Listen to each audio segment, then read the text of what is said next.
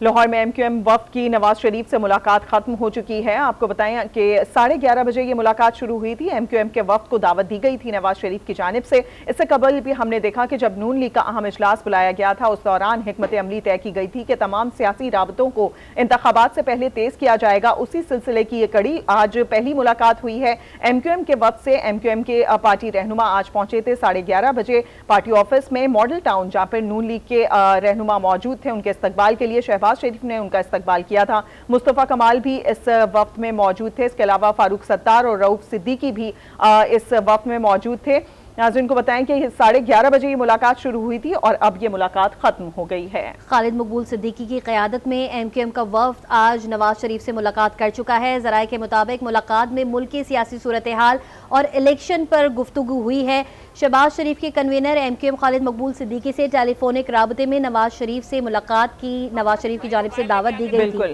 یہ مناظر اس وقت آپ دیکھ سکتے ہیں، دونوں رہنما موجود ہیں، یعنی کہ دونوں پارٹیز کے رہنما موجود ہیں۔ خواجہ سعد رفیق بھی ہیں، ان کے ہمراہ فاروق ستار بھی ہیں، اور ابھی باقاعدہ طور پر ملاقات کے حوالے سے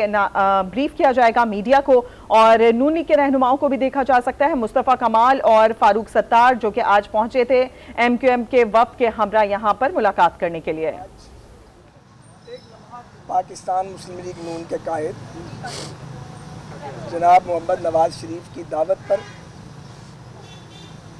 MQM کے احباب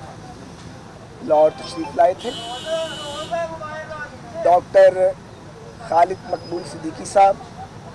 ڈاکٹر فاروق ستار صاحب اور مصطفیٰ کمال صاحب، تو ہماری آپس میں بات چیت ہوئی ہے۔ دونوں جماعتوں کی سینئر لیڈرشپ موجود تھی۔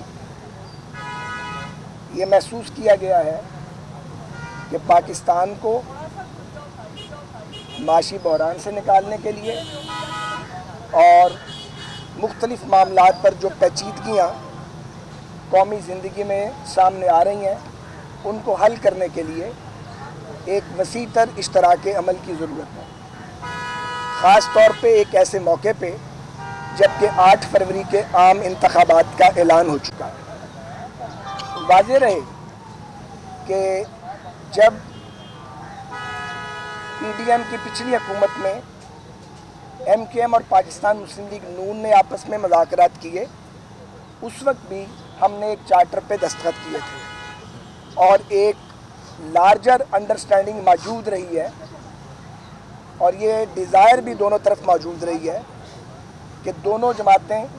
انتخابات میں مل کر حصہ لیں۔ سو آج مسلم لیگ نون اور MQM کے مابین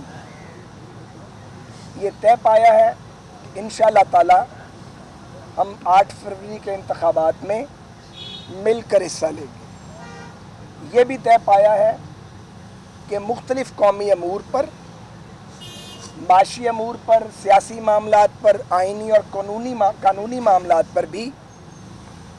آپس میں مشاورت بھی کی جائے گی، اور اس ضمن میں دونوں جانب سے کمیٹیوں کا اعلان بھی کیا جائے گا، اور باقی سیاسی قوتوں سے بھی لارجر قومی انٹرسٹ میں اور مختلف امور پر بات چیت کے دروازے کھلے رکھے جائیں گے اور بات چیت کی جائے گی۔ اسی طرح آپ اس اعلان کو سن چکے ہیں کہ پاکستان مسلم لیگ نون کے قائد جناب نواز شریف اور صدر شہباز شریف صاحب نے اپنی پارٹی لیڈرشپ سے مشورے کے بعد بشیر میمن صاحب کو پاکستان مسلم لیگ نون سندھ کا نیا صدر نامزد کیا ہے، مقرر کیا ہے، اور جناب شاہ محمد شاہ صاحب کو مرکزی نائب صدر مقرر کیا گیا ہے۔ میں درخواست کروں گا برادرم فاروق ستار صاحب سے، جناب مصطفیٰ کمال صاحب سے اور بشیر میمن صاحب سے کہ وہ بھی اس حوالے سے آپ کے سامنے اپنی بات کریں، اس کے بعد ہم آپ کے کوسچن بھی لیں گے انشاءاللہ تعالی۔ فاروق ستار صاحب۔ سب سے پہلے تو آپ تمام میڈیا کے دوستوں کا بہت بہت شکریہ، آپ نے بہت دیر انتظار بھی کیا، اور ایک اعلامیہ بھی جاری ہو رہا ہے جو مختصراً آج ہماری ہو گیا ہے، جو گفتگو ہوئی ہے اس کا احاطہ کرتا ہے، اور سعد رفیق صاحب نے آپ کے سامنے جو اس کا ماخذ خلاصہ وہ بیان کر دیا ہے۔ بنیادی بات یہ ہے کہ اس وقت ملک کی مجموعی صورتحال خاص طور پر جو سیاسی اور معاشی حالات، بحران اور چیلنجز ہیں، اس کا کس طرح مقابلہ کرنا ہے۔ صرف انتخابات لڑنا ہی نہیں ہے، انتخابات کے بعد جو حکومت بنے گی، جو پارلیمان قائم ہوگی، صوبائی اسمبلیاں بنیں گی، ان کے لیے جو چیلنجز ہیں، کیا ان چیلنجز کو حل کرنے کے لیے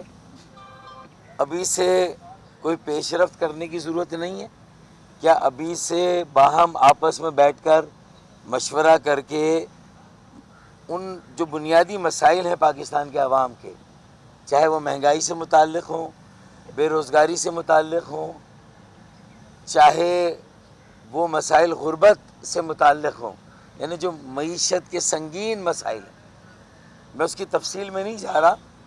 تو ان کے حل کے لیے جو چیلنجز ہیں اس کا مقابلہ کیسے کرنا ہے۔ تو یہ بات واضح ہے کہ کوئی ایک جماعت اس پوزیشن میں نہیں ہے کہ وہ ملک کے جملہ مسائل اور جو عوام جن مسائل میں پسے ہوئے ہیں ان سے انہیں باہر نکال سکے۔